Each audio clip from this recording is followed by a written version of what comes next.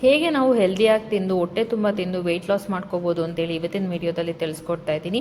ಯಾವ ರೀತಿಯಾಗಿ ನಮ್ಮ ಪ್ಲೇಟ್ ಇರಬೇಕು ಮತ್ತು ಯಾವ ರೀತಿಯಾಗಿ ನಾವು ವೆಯ್ಟ್ ಲಾಸ್ ಮಾಡ್ಕೋಬೋದು, ಯಾವ ರೀತಿಯಾಗಿ ನಾವು ಪ್ರೋಟೀನ್ ರಿಚ್ ಇರುವಂಥ ಫುಡ್ನ ತಿಂದು ವೆಯ್ಟ್ ಲಾಸ್ ಮಾಡ್ಕೋಬೋದು, ಕಾರ್ಬ್ಸ್ನ ಯಾವ ರೀತಿಯಾಗಿ ಕಮ್ಮಿ ಮಾಡ್ಕೊಳ್ಬೋದು ಅಂತೇಳಿ ಇವತ್ತಿನ ವಿಡಿಯೋದಲ್ಲಿ ತಿಳಿಸ್ಕೊಡ್ತಾ ಇದ್ದೀನಿ. ಇದರಿಂದ ನಿಮಗೆ ತುಂಬ ಫ್ಯಾಟ್ ಲಾಸ್ ಆಗುತ್ತೆ, ವೆಯ್ಟ್ ಲಾಸ್ ಆಗುತ್ತೆ, ಮತ್ತು ಹಾಗೆ ನಿಮ್ಮ ಸ್ಕಿನ್ ಕೂಡ ಗ್ಲೋ ಆಗೋದಕ್ಕೆ ಶುರುವಾಗುತ್ತೆ. ಮತ್ತು ನೀವು ತುಂಬ ರಾಂಗ್ ಪ್ರೊಸೀಜರಲ್ಲಿ ಫಾಲೋ ಮಾಡ್ತಿದ್ರೆ ವೆಯ್ಟ್ ಲಾಸ್ ಮಾಡ್ಕೊಳ್ಳೋದಕ್ಕೆ ಈ ಮೆಥಡ್ನ ಒಂದ್ಸಲ ಫಾಲೋ ಮಾಡಿ ಆಲ್ಮೋಸ್ಟ್ ನಿಮ್ಮ ಹೊಟ್ಟೆ ಫ್ಯಾಟ್ ಆಗಿರ್ಬೋದು ಎಲ್ಲ ತುಂಬ ನಿಮಗೆ ನೀಟಾಗಿ ರೆಡ್ಯೂಸ್ ಆಗುತ್ತೆ. ಹಾಗೆ ನೀವು ಹೆಂಗಾಗಿ ಕಾಣೋದಕ್ಕೆ ಶುರುವಾಗ್ತೀರಾ. ಈ ರೀತಿಯಾಗಿ ತಿನ್ನೋದಕ್ಕೆ ನೀವು ಕನ್ಸಿಸ್ಟೆನ್ಸಿ ಮಾಡ್ಕೊಳ್ತಾ ಬಂದರೆ ನಿಮ್ಮ ವೆಯ್ಟ್ ಲಾಸ್ ಈಸಿಯಾಗಿ ನೀವು ನೋಡ್ಬೋದು. ಇಲ್ಲಿ ನಾನು ತುಂಬ ಪ್ರೋಟೀನ್ ರಿಚ್ ಹಾಗೆ ಮನೆಯಲ್ಲಿರುವಂಥ ಪದಾರ್ಥಗಳನ್ನೇ ಮಾಡ್ಕೊಂಡು ನಾವು ಡೈಲಿ ಹೊಟ್ಟೆ ತುಂಬ ತಿನ್ಕೊಂಡು ವೆಯ್ಟ್ ಲಾಸ್ ಮಾಡ್ಬೋದು ಅಂತೇಳಿ ತಿಳಿಸ್ಕೊಡ್ತಾ ಇದ್ದೀನಿ. ಇಲ್ಲಿ ನಾನು ಒಂದು ಚಿಕ್ಕ ಕಪ್ಪಿನಲ್ಲಿ ಅನ್ನನ ತೊಗೊಂಡಿದ್ದೀನಿ, ಮತ್ತು ಹಾಗೆ ನಾನಿಲ್ಲಿ 2 ಚಿಕನ್ ಪೀಸ್ನ ತೊಗೊಂಡಿದ್ದೀನಿ ಪ್ರೋಟೀನ್ಗೆ, ಹಾಗೆ ಮೊಟ್ಟೆ ತೊಗೊಂಡಿದ್ದೀನಿ, ಹಾಗೆ ನಾನಿಲ್ಲಿ ಫೈಬರ್ಗೆ ಸೌತೆಕಾಯಿನ ತೊಗೊಂಡಿದ್ದೀನಿ, ಹಾಗೆ ಈರುಳ್ಳಿ ತೊಗೊಂಡಿದ್ದೀನಿ. ಇಲ್ಲಿ ನಾನು ಚಿಕನ್ ಸಾಂಬಾರನ್ನ ಹಾಕ್ಕೊಳ್ತಾ ಇದ್ದೀನಿ. ಯಾವ ರೀತಿಯಾಗಿ ನಾವು ಇರೋದ ಪ್ರೋಟೀನ್ ರಿಚ್ ಆಗಿರುವಂಥ ಚಿಕನ್ನ ಹೇಗೆ ನಾವು ಒಂದು ಸ್ವಲ್ಪನೂ ಎಣ್ಣೆ ಇಲ್ಲದೆ ಇರೋ ಹಾಗೆ ನಾವು ಮಾಡ್ಕೊಳ್ಬೋದು ಅಂತೇಳಿ ನಾನು ನಿಮಗೆ ತಿಳಿಸ್ಕೊಡ್ತಾ ಇದ್ದೀನಿ. ಇದನ್ನು ನೀವು ರೆಗ್ಯುಲರ್ ಆಗಿ ಮಾಡ್ಕೊಂಡು ತಿನ್ನೋದ್ರಿಂದ ನಿಮಗೆ ತುಂಬ ಸಿಂಪಲ್ಲಾಗಿ ವೆಯ್ಟ್ ಲಾಸ್ ಆಗುತ್ತೆ. ಈ ಚಿಕನ್ ಹೇಗೆ ನಾವು ಗ್ರಿಲ್ ಮಾಡ್ಕೋಬೋದು ಮನೆಯಲ್ಲಿ ಅಂತ ಹೇಳಿ ನಾನು ನಿಮಗೆ ತೋರಿಸ್ಕೊಳ್ತಾ ಇದ್ದೀನಿ. ಒಂದು ಸ್ವಲ್ಪ ಎಣ್ಣೆ ಕೂಡ ಉಪಯೋಗಿಸದೆ ನಾವು ಹೇಗೆ ಮಾಡ್ಕೋಬೋದು ಅಂತೇಳಿ ನಾನು ನಿಮಗೆ ತಿಳಿಸ್ಕೊಡ್ತಾ ಇದ್ದೀನಿ. ನಾನಿಲ್ಲಿ ಆಲ್ಮೋಸ್ಟ್ ಅರ್ಧ kg ಚಿಕನ್ನ ಈ ರೀತಿಯಾಗಿ ನೀಟಾಗಿ ವಾಶ್ ಮಾಡಿ ಇಟ್ಕೊಂಡಿದ್ದೀನಿ. ಇಲ್ಲಿ 2 ಲೆಗ್ ಪೀಸ್ ಇದೆ, ಮಿಕ್ಕಿದೆಲ್ಲ ನಾರ್ಮಲ್ ಪೀಸಸ್ ಇದೆ.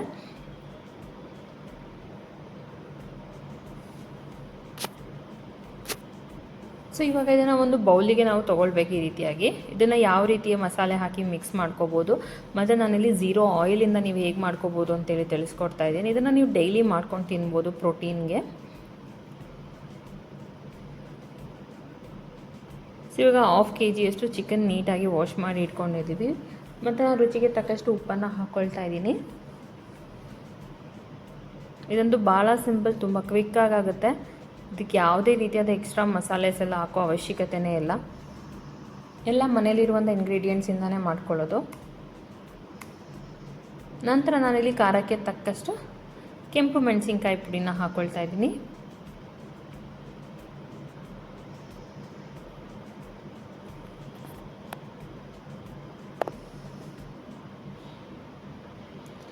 ಇದರ ಜೊತೆಗೆ ನೀವು ಪ್ರತಿದಿನ 3 ಲೀಟರ್ ನೀರನ್ನು ಕುಡಿಯಬೇಕಾಗುತ್ತೆ. ಹಾಗೆ 12,000 ಸ್ಟೆಪ್ಸ್ನ ನೀವು ಕಂಪ್ಲೀಟ್ ಮಾಡಬೇಕಾಗುತ್ತೆ.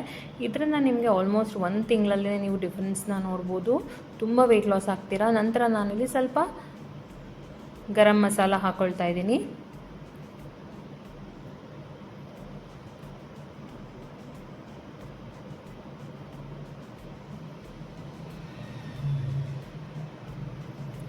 ನಂತರ ನಾನಿಲ್ಲಿ ಸ್ವಲ್ಪ ಧನಿಯಾ ಪುಡಿನ ಹಾಕ್ಕೊಳ್ತಾ ಇದ್ದೀನಿ. ಹಾಗೆ ಸ್ವಲ್ಪ ಶುಂಠಿ ಬೆಳ್ಳುಳ್ಳಿ ಪೇಸ್ಟನ್ನು ನಾನಿಲ್ಲಿ ಆ್ಯಡ್ ಮಾಡ್ಕೊಳ್ತಾ ಇದ್ದೀನಿ.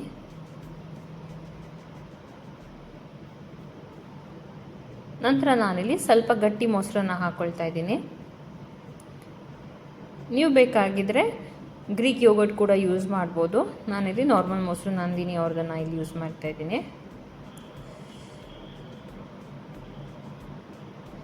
ಸೊ ಇವಾಗ ಇದನ್ನೆಲ್ಲ ನಾವು ಚೆನ್ನಾಗಿ ಮಿಕ್ಸ್ ಮಾಡ್ಕೋಬೇಕು. ಎಲ್ಲ ನಾವು ಹಾಕಿರುವಂಥ ಮಸಾಲೆ ಪ್ರತಿಯೊಂದು ಚಿಕನಿಗೂ ಕೋಟ್ ಆಗೋ ತನಕ ನಾವು ನೀಟಾಗಿ ಮಿಕ್ಸ್ ಮಾಡ್ಕೋಬೇಕು. ಹಾಗೆ ನಾನಿಲ್ಲಿ ಸ್ವಲ್ಪ ನಿಂಬೆಹಣ್ಣಿನ ರಸ ಹಾಕ್ಕೊಳ್ತಾ ಇದ್ದೀನಿ. ಇದು ಆಪ್ಷನಲ್, ನಾವು ಮೊಸರು ಹಾಕಿರೋದ್ರಿಂದ ಅದರಲ್ಲೇ ಸ್ವಲ್ಪ ಹುಳಿ ಅಂಶ ಇರುತ್ತೆ, ಬಟ್ ಸ್ಟಿಲ್ ನಾನಿಲ್ಲಿ ಸ್ವಲ್ಪ ನಿಂಬೆಹಣ್ಣಿನ ರಸನ ಹಾಕ್ಕೋತಾ ಇದ್ದೀನಿ. ಇವಾಗ ಎಲ್ಲದನ್ನು ನೀಟಾಗಿ ಮಿಕ್ಸ್ ಮಾಡ್ಕೋಬೇಕು.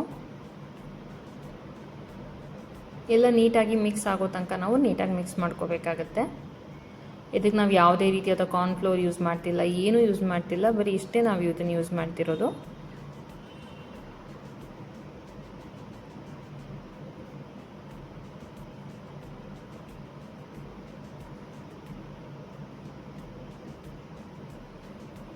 ಸೊ ಇವಾಗ ಇದೆಲ್ಲ ಚೆನ್ನಾಗಿ ಮಿಕ್ಸ್ ಆಗಿದೆ. ಇವಾಗ ನಾನು ಇದನ್ನು ಒಂದು 5 ರಿಂದ 10 ನಿಮಿಷ ಫ್ರಿಜ್ಜಲ್ಲಿ ಹಾಗೆ ಇಡ್ತಾ ಇದ್ದೀನಿ ಮ್ಯಾರಿನೇಟ್ ಆಗೋದಕ್ಕೆ. ನಿಮಗೇನಾದರೂ ತುಂಬ ಟೈಮ್ ಇದೆ ಅಂದರೆ ನೀವು 2 ರಿಂದ 3 ಗಂಟೆ ಟೈಮ್ ಕೂಡ ಫ್ರಿಜ್ನಲ್ಲಿ ಇಡ್ಬೋದು. ಫ್ರಿಜ್ನಲ್ಲಿ ಇಟ್ಟಿದ ನಂತರ ನಾನು ಈ ರೀತಿ ಒಂದು ಪ್ಲೇಟಿಗೆ ಹಾಕ್ಕೊಂಡಿದ್ದೀನಿ. ನಾನು ಇದನ್ನು ಏರ್ ಫ್ರೈಯರಲ್ಲಿ ಫ್ರೈ ಮಾಡ್ಕೊಳ್ತಾ ಇದ್ದೀನಿ. ನೀವು ಬೇಕಿದ್ದರೆ ಏರ್ ಫ್ರೈಯರ್ ಇಲ್ಲ ಅಂದರೆ ನಾರ್ಮಲ್ ಒಂದು ತವೆಗೆ ಸ್ವಲ್ಪ ಲೈಟಾಗಿ ಎಣ್ಣೆನ ಹಾಕಿ, ಅದು ಆಪ್ಷನಲ್, ಸ್ವಲ್ಪ ಎಣ್ಣೆ ಲೈಟಾಗಿ ಹಾಕಿ ಇದನ್ನೆಲ್ಲ ನೀವು ಏನು ಮ್ಯಾರಿನೇಟ್ ಮಾಡಿ ಇಟ್ಕೊಂಡಿದ್ದೀರೋ ಅದನ್ನು ಪ್ಲೇಸ್ ಮಾಡಿ ನೀವು ಒಂದು ಲಿಡ್ಡನ್ನು ಕ್ಲೋಸ್ ಮಾಡಿ ಒಂದು 10 ರಿಂದ 15 ನಿಮಿಷ ನೀವು ಅದನ್ನು ಹಾಗೆ ಗ್ರಿಲ್ ಮಾಡಿ ಬೇಯಿಸ್ಕೊಳ್ಬೋದು. ಯಾವುದೇ ರೀತಿಯಾದ ಎಣ್ಣೆ ಹಾಕೋ ಅವಶ್ಯಕತೆ ಇಲ್ಲ. ಇದನ್ನು ನಾನು ಈ ರೀತಿಯಾಗಿ ಇಟ್ಕೊಂಡು 180 ಡಿಗ್ರಿನಲ್ಲಿ ನಾನು ಇದನ್ನು 35 ನಿಮಿಷ ನಾನು ಇದನ್ನು ಬಿಸಿ ಮಾಡ್ಕೊಳ್ತಾ ಇದ್ದೀನಿ. ನಾನಿಲ್ಲಿ ಯಾವುದೇ ರೀತಿಯಾದ ಎಣ್ಣೆನ ಯೂಸ್ ಮಾಡ್ತಿಲ್ಲ, ಯಾಕೆಂದರೆ ಮೊಸರಿನಲ್ಲಿನೇ ಎಣ್ಣೆ ಜಿಡ್ಡಿರೋದ್ರಿಂದ ನಾನಿಲ್ಲಿ ಯಾವುದೇ ರೀತಿಯಾದ ಆಯಿಲ್ನ ಹಾಕ್ತಾ ಇಲ್ಲ. ಅದು ಕೂಡ ಗುಡ್ ಫ್ಯಾಟ್ ಆಗಿರುತ್ತೆ.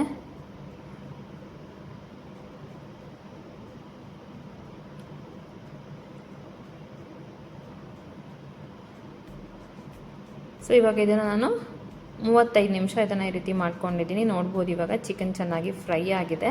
ಇವಾಗ ಇದನ್ನು ನೀವು ಸರ್ವ್ ಮಾಡ್ಬೋದು. ನೋಡಿ, 0 ಆಯಿಲಿಂದ ನಾನು ನಿಮಗೆ ಹೈ ಪ್ರೋಟೀನ್ ರಿಚ್ ಚಿಕನ್ ರೆಸಿಪಿನ ತೋರಿಸಿದ್ದೀನಿ. ಇದನ್ನು ನೀವು ಸರ್ವ್ ಮಾಡಿಕೊಂಡು ಸ್ವಲ್ಪ ಕಾರ್ಬ್ಸ್ನ ಯೂಸ್ ಮಾಡ್ಕೊಂಡು ನೀವು ಕನ್ಸ್ಯೂಮ್ ಮಾಡ್ಬೋದು. ಹಾಗೆ ನಿಮಗೆ ಇದು ವೆಯ್ಟ್ ಲಾಸ್ ಮಾಡೋದಕ್ಕೆ ಹೆಲ್ಪ್ ಮಾಡುತ್ತೆ. ಇದೇ ರೀತಿ ರೆಸಿಪೀಸ್ಗಾಗಿ, ಇದೇ ರೀತಿ ಕಂಟೆಂಟಾಗಿ ನನ್ನ ಚಾನಲ್ನ ಸಬ್ಸ್ಕ್ರೈಬ್ ಮಾಡ್ಕೊಳ್ಳಿ. ವಿಡಿಯೋ ಇಷ್ಟ ಆಗಿದೆ ಲೈಕ್ ಮಾಡೋದನ್ನು ಮರಿಬೇಡಿ. ಯಾರು ವೆಯ್ಟ್ ಲಾಸ್ ಮಾಡಬೇಕಂತಿದ್ದಾರೆ ಅವರಿಗೆ ಈ ರೆಸಿಪಿನ ಶೇರ್ ಮಾಡಿ, ನೀವು ಟ್ರೈ ಮಾಡಿ. ಹಾಗೆ ಹೇಗೆ ಅನ್ನಿಸ್ತು ಅಂತೇಳಿ ನನಗೆ ಕಮೆಂಟ್ ಸೆಕ್ಷನಲ್ಲಿ ತಿಳಿಸಿ. ನೀವು ಇದನ್ನು ಏರ್ ಫ್ರೈಯರ್ ಇಲ್ಲದೆ ಕೂಡ ಮಾಡ್ಕೊಳ್ಬೋದು. Thank you.